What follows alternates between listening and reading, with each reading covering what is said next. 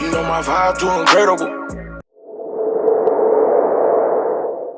YouTube, what's up? What's cracking? It's Big J Black back again. And bro, I missed y'all. For real. Damn. All three of y'all. Let me stop playing. Everybody who has taken the time to watch 2 seconds of any of my videos on this channel, thank you. I appreciate all of that. For real. But that's on a side note. Anyway, welcome back to the Talk to Me series where we just take something cool and just discuss it, bro. Y'all read the title. We're here to talk about Invincible Season 1 today. So first, what is Invincible? Because I didn't know.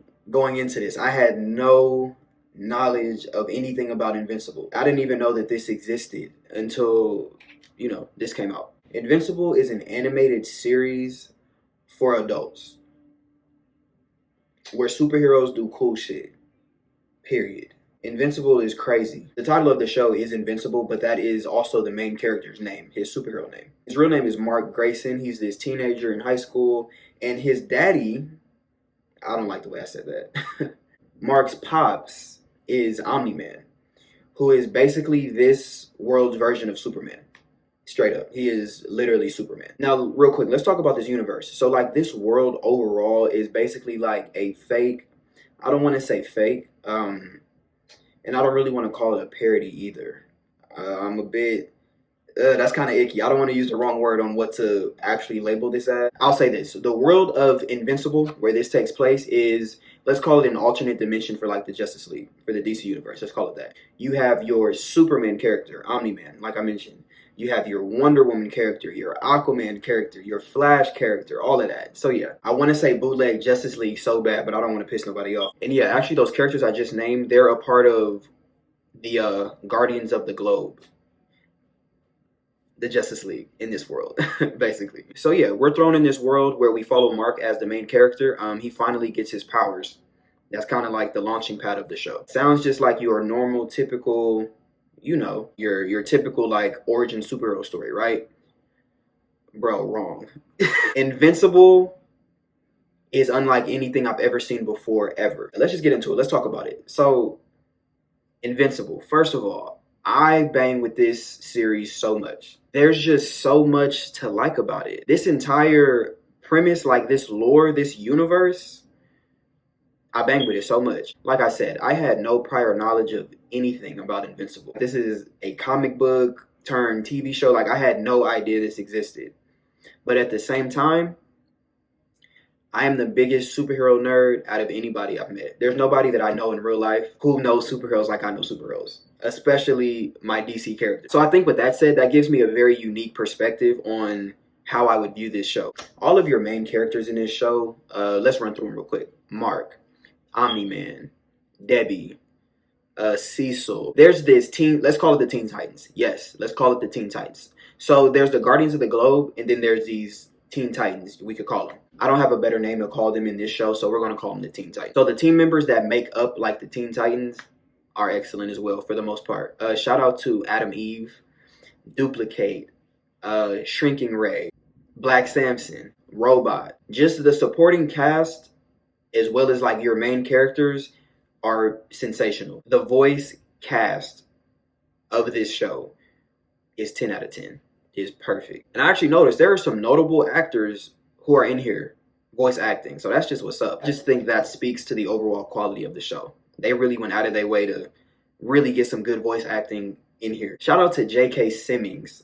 He plays Omni-Man. I'm gonna call a spade. Bro, by the end of the show, really by episode 2, but by the end of the show, Omni-Man is a complete asshole. When I tell you that J.K. Simmons plays that perfectly, there isn't one thing I would change about how J.K. tackled playing Omni-Man. He did perfect. Let me put it like this. In the real world, if there was a Superman who lived in the real world, bro, he would be exactly how J.K. plays Omni-Man. I'd say the characters are certainly top 3 as far as what makes Invincible so good. A lot of it is credited to its characters, 100%. To an extent, I'm all about being different, doing something new. The same thing gets stale, and I'm not here to bash Marvel, bro, but that's a big issue that I have with the MCU. After a while, come on, fool, show us some shit. Come on. So I just appreciate so much how different Invincible is from anything we've ever seen. Just from it let me know in 2 seconds, bro, when dudes was fighting and heads was coming off. I was like, oh, oh, okay, bet I'm with all of that. And yeah, it definitely shows us right out of the gate just how gory and how violent this shit can get. It takes it up a notch with each episode. I feel like the animation is crazy, phenomenal. The animation quality is so crisp and so fire. But at the same time, if you look, you can tell that I feel like they took this simplistic approach. And sometimes less is more. So yeah, shout out to the animation team. the the graphics design department, the animation department, fool, y'all deserve a raise, all of y'all. The fighting scenes, the action scenes, the set pieces. It's important to keep in mind a lot of the superhero stuff that they doing takes place like outside in the real world. So like they'll have a superhero fight in the middle of, you feel me? They be outside, like buildings be falling, buses get crashed through and thrown, and all types of stuff. Like, damn, they just on one right now. You can tell the team behind this did their homework for sure, for sure. Like, I can see inspiration being drawn from Man of Steel, Batman movies, Spider-Man movies. There were a few characters in season 1 who just have like an incredible like character arc. Going back to how different it is, I love how Invincible takes the superhero trope, takes the superhero brand, let's call it that, and completely turns it on its head. I gotta say, I was not expecting for Omni-Man to completely murder the shit out of the Guardians of the Globe. Wasn't expecting that at all, bro. But yeah, it turns out that Omni-Man's entire purpose for being on Earth is to pretty much like enslave it. Yeah, like I'm gonna fight for y'all now and, you know what I'm saying, win y'all trust. But at the end of the day, I'm going to enslave y'all, and this planet is going to be a part of my empire. I'm sorry. And that was crazy. I wasn't expecting that at all. So let's talk about the Omni-Man versus Guardians fight scene. On a cosmetic, superficial level, this fighting scene is perfect. I have no complaints about it. Again, like the animation here, I don't even know how else to say it. I'm trying not to repeat myself too much. It's phenomenal. Period. However, I have an issue with just the overall concept of it, and let me explain what I mean. So again, like I mentioned, this is pretty much an alternate universe for the DC comics, right? So Omni-Man is our Superman versus fake-ass Wonder Woman, Flash, Aquaman, Martian Manhunter. So yeah, they fight or whatever, 1v6, 1v7, whatever it was, and Omni-Man kills all of them. I'm going to equate this alternate universe of these characters, and I'm going to equate them to like Superman, Wonder Woman as we know them. You feel me? So here's my point. I have a hard time believing that Superman could challenge the Justice League to a straight up fade, fair one, and kill all of them. You get what I'm saying? I don't know, bro. I don't know. Look, I could be in the minority, but I'm one of those people who feel like Wonder Woman, if she wanted to, can fade Superman straight up. I'm not saying she'd win. At the end of the day, Superman can certainly overpower Wonder Woman. But at the same time, bro, I feel like that could go either way. So it doesn't really sit right with me here when Omni-Man kills the shit out of everybody one by one. It's like, damn, y'all really can't see this? Like, at all? To me, that's just a bit questionable. And that really branches into an overall problem I have with Omni-Man. Omni-Man is a bit OP. Just a little bit. Like, just think about it real quick. Who or what in this show stands in Omni-Man's way? Like, for more than 2 seconds. And again, I get that this is like Superman, so to speak, but it's like, bro, I mean, damn. Even Superman got Bizarro in the cut, Brainiac, Darkseid. Damn. Like, nobody can stand in Omni-Man's way at all. I hope this makes sense, what I'm trying to get across. Like, for example, his fight at the end with Invincible. The way I'm looking at it, Invincible is essentially Superboy. Would I put my money on Superboy in a fight where he's fighting Superman? No. But do I think Superman would completely wipe the fucking floor with Superboy with no problem, no issue? Bro, Mark is using all of his force, socking the shit out of Omni-Man, and he's just eating it. Like, y'all got the same DNA, y'all the same. So it's like, yeah, Omni-Man is more powerful, but damn, bro, like, come on. It's just like this. If anybody can challenge Omni-Man, it's going to be Invincible, right? Again, I don't know all the lore and every character and all of this. I don't, so I could be wrong. I'm just going off of what the show gives us in season 1. Crazy. Omni-Man, like, I will say this, if you're like an Omni-Man super fan, you're gonna love this show.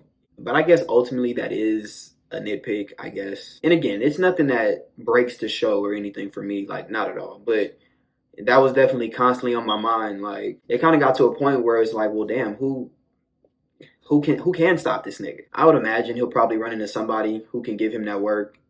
Season 2. I just wanted to mention that. Let me piggyback off of that though. I feel like Omni-Man is a bit too powerful. Now, at the same time, I feel like Invincible is a bit underpowered. Let me just say, I understand like he's new to this superhero shit, all of that. He's just getting his powers, whatever. But at the same time though, it's like, bro, you're a Superboy.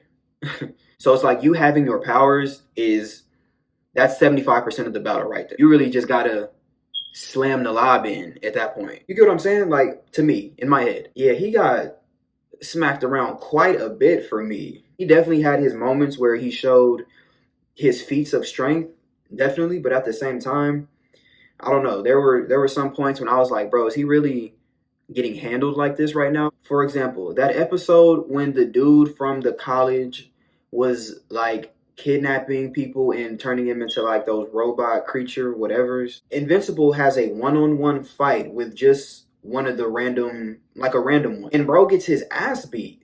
And it's like, bro, this thing should definitely not be standing up to you like this. Certainly no. Probably another little nitpick, but you feel me? I'm just, like I mentioned earlier briefly, the characters in this show are amazing. Now, there are a few who have really good character arcs and just have character growth as the season goes on. Let's talk about Debbie. Debbie's probably one of the best characters in season 1 to me. Debbie is really like the first or second character to really suspect that Omni-Man really is the one that killed the Guardians. The way that they do it, it's a whole mystery plot and everything, but in the back of her head, Debbie knows some shit is up.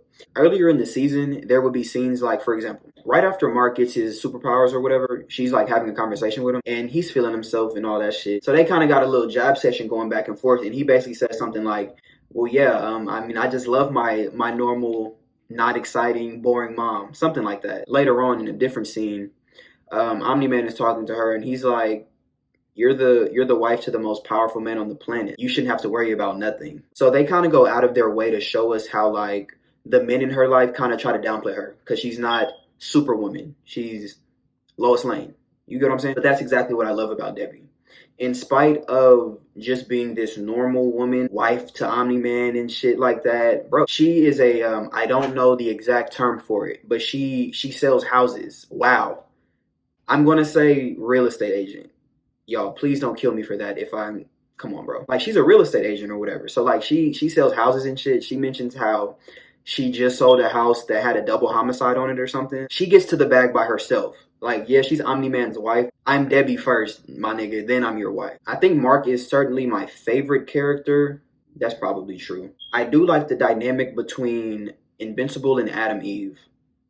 They're everything about just their relationship, how they get to know each other, them being there for each other. You know what I'm saying? Like, these are teenage superheroes going through shit. I really can't say enough about this cast of characters. Like, they really got an A bag as far as the characters go in this show, for the most part. There are a couple characters that just didn't land with me. Rexplode might be my least favorite character in the whole show. Like, first of all, let me ask you, what does take Rexplode out of this show? What changes?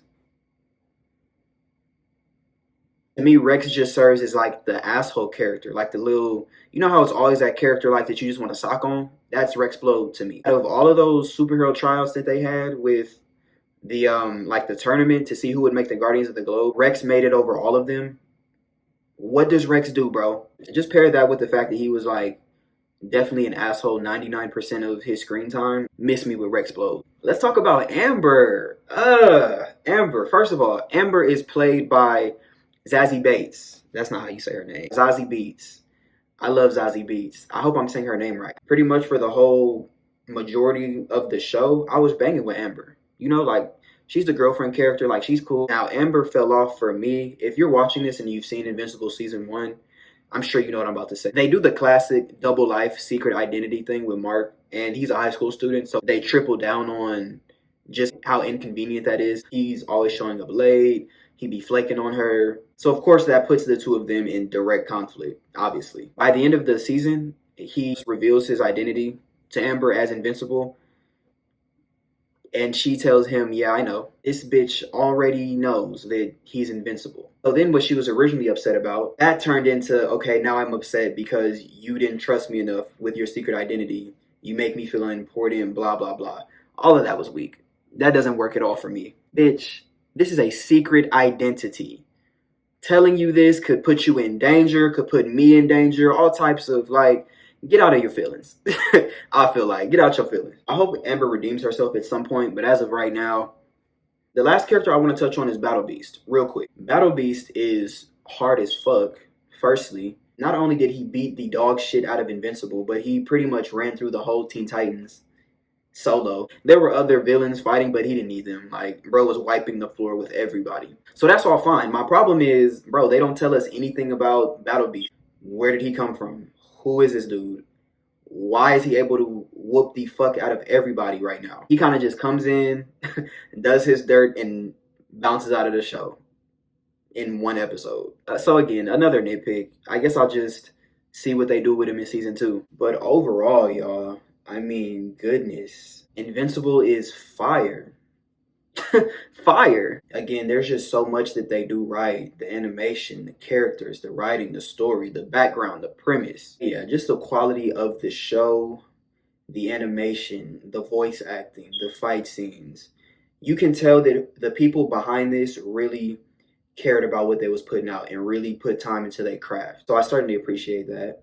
The ending of season 1 left me wanting season 2 like right now. I just thoroughly enjoyed Invincible. A part of me wants to go back and read the comics and like get into the lore for real behind all of this. On the other hand though, I kind of want to just wait and see what the show's going to do. Beyond that, I feel like just go watch Invincible season 1 if you haven't already. If I had to give it a rating, probably give it a smooth 9 out of 10. So yeah, y'all, I've said enough. What's y'all opinion on Invincible season 1? Talk to me. Let me know. Follow my socials, bro. They're all in the description. My Instagram is jblack, and that's with 4 C's at the end. Simple. Follow me. Thank y'all in advance for that. Thank you for watching this video. I appreciate y'all time. Like this video if you bang with it at all. With that said, my work here is done. Thank you so much for watching. Tap in with me. RIP Hustle. RIP Kobe. Big J Black. See y'all soon. I ain't nothing like you rap. Hustle man, that's a fact.